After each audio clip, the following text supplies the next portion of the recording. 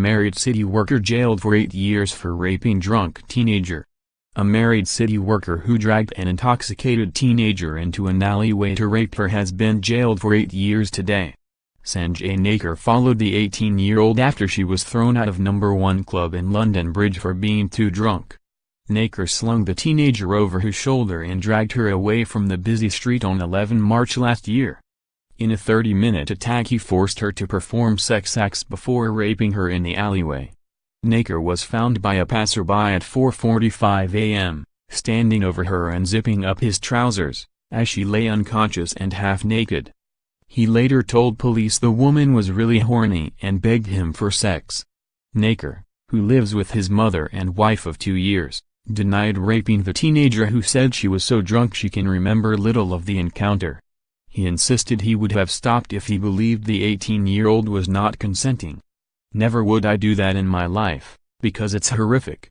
If I felt like somebody did not want to do something or did not want to get with me, I would not have carried on," he told Inner London Crown Court. But Naker was convicted by a jury of 3 charges of rape, 1 count of attempted rape and 1 of sexual assault. He was cleared of a further charge of assault by penetration. The jury took 6 hours and 40 minutes to reach its verdicts. Naker's family and friends began to cry and hug each other as the verdicts were announced. Judge Freya Newberry told Naker, "You're a person who has not offended in the past. You're a graduate with a successful career.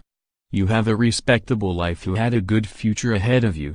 With your background you have a network of caring friends and family. If you formed the view that the woman wanted to have sex with you, you were very much mistaken.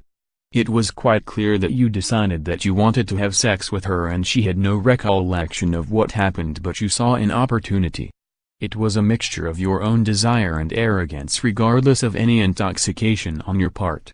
You took her to a filthy secluded corner, and the CCTV footage, which is compelling to my mind, shows that she could barely stand up. It shows she fell and banged her head, and even in her intoxicated state, she was trying to get away from you. You dragged her to a chosen spot, using some force, and for half an hour you repeatedly raped and sexually assaulted her. She was either unconscious or nearly unconscious with her tights and underwear down her legs so her bottom was exposed, lying in a puddle of her own urine.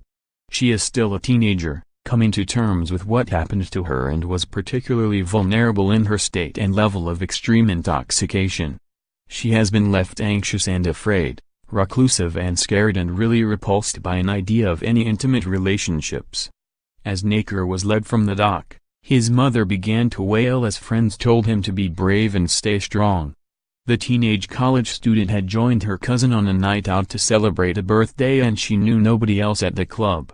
She learned the next day how she had been kissing a man from the party on the sofas in the VIP area later that night, but had no recollection of it. When she woke up in pain in hospital the next day, she said she felt really scared. She sobbed as they told the court, "I did not remember having sexual intercourse with anyone that night. I do not go clubbing very often and I don't drink that much. It was like I was drugged or something and my head hurt, so I thought I might have hit it at some point. I did not want to have sex. I was on my period and I was also seeing people, and I'm not one to just have a one-night stand. It was a bit out of character." She entered the VIP area with her cousin, where men she described as Araby-looking were pouring her drinks of vodka and Red Bull.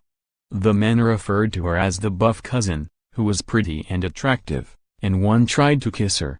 She could be seen outside on CCTV staggering about after being denied re-entry to the club, falling into a gutter. Nina Krinian, prosecuting, said that Naker had been denied entry and was loitering outside. He managed to maneuver her onto his back, into a piggyback position, and he is off across the road and down towards the passageway, said Ms. Krinian. CCTV played to jurors showed the young woman slumped over his back, not really maintaining any grip, before she fell and hit her head on the ground. Ms. Krinian said, even in her drunken state she managed to push him off. She started to claw her way along the wall. Mr. Naker gets hold of her and drags her along the walkway. When passers-by come along, he leaves her alone, but as soon as they are out of view he goes back to get her. He quickly got off the ground and fastened his trousers, then took a minicab to the home he shares with his wife. Naker told police sex was consensual and claimed she had repeatedly begged him for sex. He admitted later searching online for a definition of the word rape but said it reassured him he had done nothing wrong. Naker said in his police interview he saw the 18-year-old having sex with another man on a bench, before he left her to go back inside.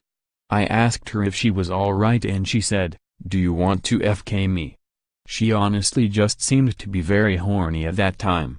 I would not have had sex with her if I had known how drunk she was. Naker, of Wood Green, North London, denied 3 charges of rape, attempted rape, assault by penetration and sexual assault.